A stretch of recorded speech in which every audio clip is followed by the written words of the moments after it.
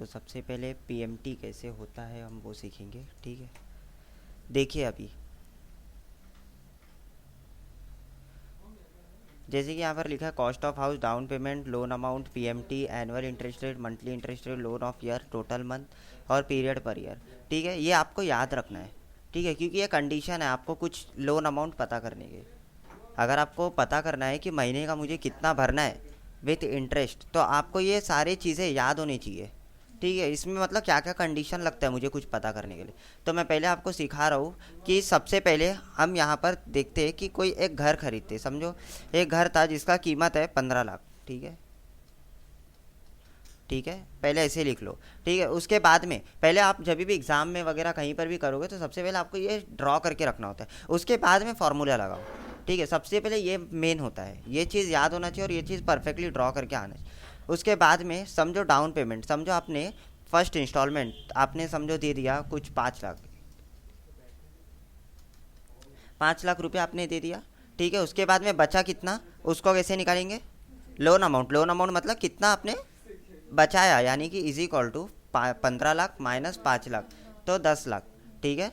10 लाख हमारा क्या हो गया, अभी बच गया, ठीक है। अब इस 10 लाख को मैं क्या करूँगा, लोन कराऊंगा, तो लोन कराऊंगा तो बैंक वाला तो मुझे लोन अगर देगा तो उसमें कुछ एक्स्ट्रा तो लेगा ना वो, तो एक्स्ट्रा समझो कितना लेगा तो वो बैंक वाले के ऊपर डिपेंड करता है कि वो कितना हमसे एक्स्ट्रा ले रहा है। सपोज़ वो अगर हाउसिंग लोन पे मेरे से 10% ले रहा है, ठीक है, 10% अगर मुझसे वो एक्स्ट्रा परसेंट ले रहा है एनुअली, ठीक है, ये मंथली नहीं है, एनुअली है, तो मैं बोलूँगा ठीक है चलो मैं 10% आपको एक्स्ट्रा देने को तैयार हूँ, लेकिन मैं आपको ये लोन अमाउंट जो 10 लाख का ये मैं कब तक भरूंगा, यानी कि जो 10 लाख का है वो मैं कब तक चुकाऊंगा, तो आपको वो टाइम देगा, 5 साल, 10 साल, 15 साल, 20 साल, 25 साल, ऐसे आपको टाइम देगा। तो वो टाइम क्या है, ठीक है, समझो आपने ले लिया मैक्सिमम टाइम, ये आपके ऊपर डिपेंड करता है, वो बैंक वाले के ऊपर डिपेंड करता है, ये आपके ऊपर डिपेंड करता है, ठीक है। लोन ऑफ ईयर समझो मैंने 25 साल का ले लिया, ठीक है, तो मैं क्या सोचूंगा, ठीक है चलो 25 साल तक लोन अमाउंट ले लिया, लेकिन अब मुझे भरना कितना हो तो पता करना पड़ेगा कि मुझे भरना कितना है, क्योंकि इसमें तो मुझे खाली कंडीशन डाल दिया लेकिन मुझे भरना कितना है वो मुझे पता नहीं चला। तो उसको करने के लिए मुझे पीरियड पर ईयर निकालना पड़ेगा।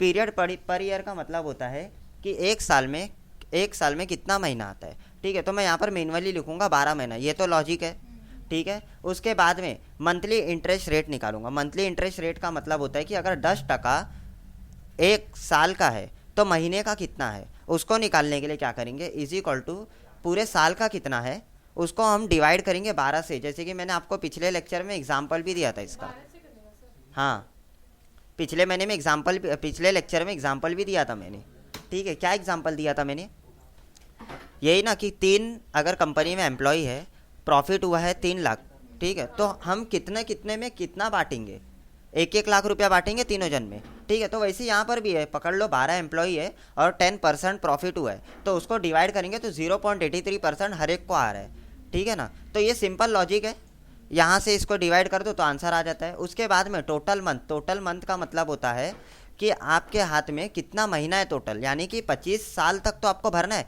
लेकिन हर महीने कितना कितना कितना महीना है आपके पास में, यानी कि कितने टाइम्स आपको पेमेंट करना है, एक क्वेश्चन है आपको कितने टाइम्स पेमेंट करना है। तो वो निकालने के लिए आपको क्या करना पड़ेगा, is equal to loan of year multiplied by 12, यानी कि हर साल में 25 आता है, उसको हम मल्टीप्लाई 12 कर देंगे तो हमारा क्या हो जाएगा, वो मल्टीप्लाई हो जाएगा, यानी कि कितना महीना आता है, 300 महीना आता है, ठीक है। यहाँ पर सबसे बड़ा फॉर्मूला है जो है पीएमटी का फॉर्मूला, यानी कि पेमेंट का फॉर्मूला, ठीक है। पेमेंट का फॉर्मूला में क्या करना होता है, is equal to PMT bracket open, यहाँ पर पढ़ना होता है नीचे क्या क्या लिखा है, rate, number of period, PV, ठीक है, इस तरीके से लिखा हुआ है। रेट, रेट का मतलब होता है monthly interest rate.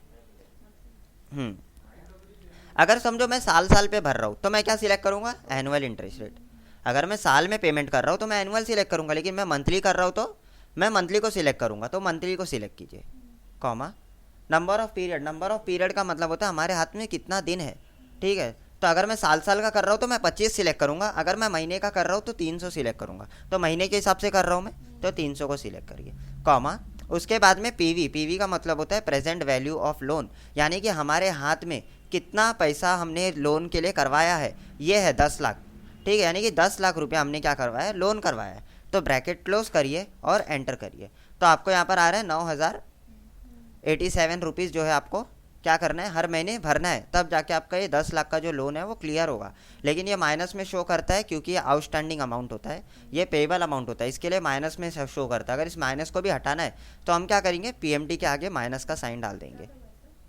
Double click किया मैंने, पीएमटी के आगे माइनस का साइन दबाएंगे तो यहाँ पर क्या आ जाता है, अब एंटर करेंगे तो ये आ गया, यानी कि माइनस इंटू माइनस क्या हो गया, ऑटोमेटिकली प्लस हो गया। ठीक है, तो ये है हमारा पीएमटी। अभी समझे, क्लियर हुआ।